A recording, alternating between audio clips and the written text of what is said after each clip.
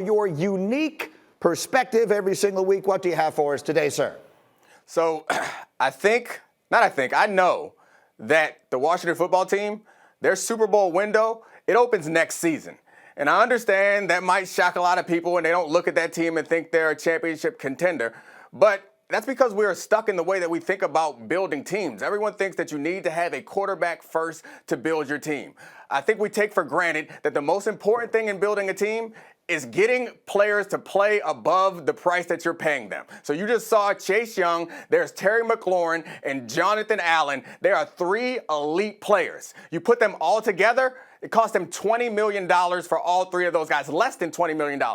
That is less than half of what the Cowboys are going to have to pay Dak Prescott next year. So I understand there's a question at the quarterback spot. They also have a good running back, and their offensive line run blocks well and is about average as far as pass blocking is concerned. So they're not a perfect team, but they have so much cap room and flexibility because they are getting players to outperform their contracts. And to make some key additions next year in the draft and free agency, they should be Super Bowl contenders within the contract of Chase Young in particular.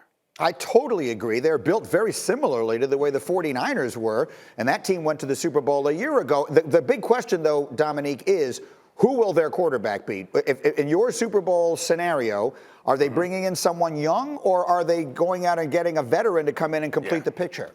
Yeah, in my imagination, they're going to have to go get a veteran, and it seems like some will be available. I think what Alex Smith has done so far this year is incredibly impressive, playing on almost ostensibly one leg. It's been outstanding, but he isn't very good. Like, he's not taken to the next level. And the quarterback that they drafted a couple of years ago, he qualifies as a bust based on his production right now, so they don't have the quarterback in the building right now. They're going to need an upgrade there, but I don't believe they need an elite guy. They need someone in there to not make mistakes and make one or two big plays a game and focus on that defense. And a guy like Terry McLaurin, who people are starting to get to know his name, but if he had a good quarterback, we would all be talking about him as one of the best receivers in the game.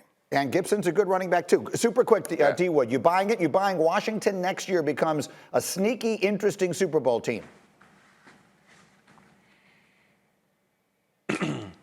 I do. I think they're building it the right way. You look at the Washington Redskins, their front four is about as good as anyone.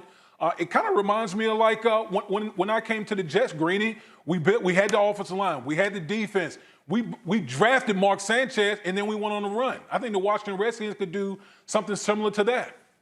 And Dan Graziano, quickly, how will we get a sense of who that quarterback might be, right? There should be a little bit of a game of musical chairs, and there could be some interesting veterans out there that they might try and make a run at. Yeah, look, there's no doubt about it. Alex Smith could be the guy, right? He's performed well this year for them. They obviously like having him around. What would be the reason not to run it back with him if they finish the season strong? So, yeah, your point about the 49ers is well taken. You heard a lot of that around Washington this offseason, right? All those first-round picks in the defensive front for San Francisco, Washington's got just as many. I like that very much. I like that. That's a team to keep an eye on. You know what? They could be a sneaky tough out in the playoffs this year as well. Thank you for watching ESPN on YouTube. For live streaming sports and premium content, subscribe to ESPN+.